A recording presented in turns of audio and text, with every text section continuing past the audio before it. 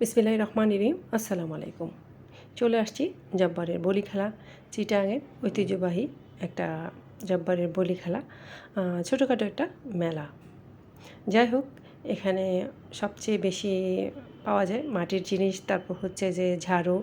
এখানে যা পাওয়া যায় ছোটোখাটো জিনিস, প্রত্যেকটা মেয়েদের কিন্তু সবই প্রয়োজনীয় জিনিস এখানে পাওয়া যায়।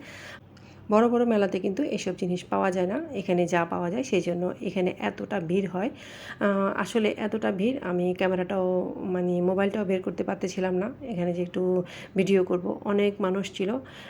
সবচেয়ে বেশি ভালো পাওয়া যায় এখানে ঝাড়ু। ঝাড়ুটা আমরা 1 বছরের জন্য নিয়ে আসি এখান থেকে। 1 বছরের যা দরকার হয় তা। ছোট ছোট এখানে কিছু হাঁড়ি পাতিল ছিল, আমি হাঁড়ি পাতিলও নিয়ে আসছি। দেখেন কত মানুষ এখানে, শুধু মাথা ছাড়া কিছুই দেখা যাচ্ছিল না। ভীষণ ধাক্কাধাক্কি, আমি ধাক্কাধাক্কির ভয়ে ভিতরে তেমন ঢুকিনি, আমরা অর্ধেক থেকেই চলে আসছি।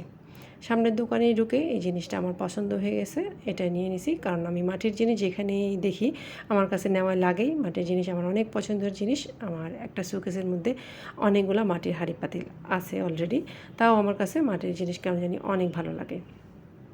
নিয়ে নিলাম ছোট্ট একটা জগ।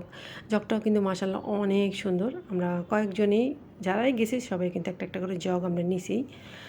গাছগুলোও কিন্তু অনেক কিউট। বাইরে গাছগুলো অনেক দাম, মেলাতে একটু দাম কম, সেজন্য কয়েকটা গাছও নিয়ে আসছি ওখান থেকে। ছোট্ট একটা চালন নিয়ে আসছি ভাপা পিঠার জন্য। চালনটা কিন্তু অনেক সুন্দর, কিউট। তারপর হচ্ছে ছোট ছোট কিছু পাতিল, তারপর একটা গ্লাস নিলাম। আমার অনেক দিনের শখ ছিল একটা মাটির গ্লাস, সুন্দর একটা প্লেট নিব। প্লেটটা আমি মন মতোই পাইলাম, সেজন্য যত দাম হোক আমি নিয়ে ফেলছি। দামটা একটু বেশি নিছে, তারপরেও কিন্তু আমি নিয়ে ফেলছি। এই যে ছোটো ছোটো কিউট কিউট কিছু পাতিলও নিছি যাতে আমি সাজিয়ে রাখতে পারি। এই তো আজকে এ পর্যন্ত।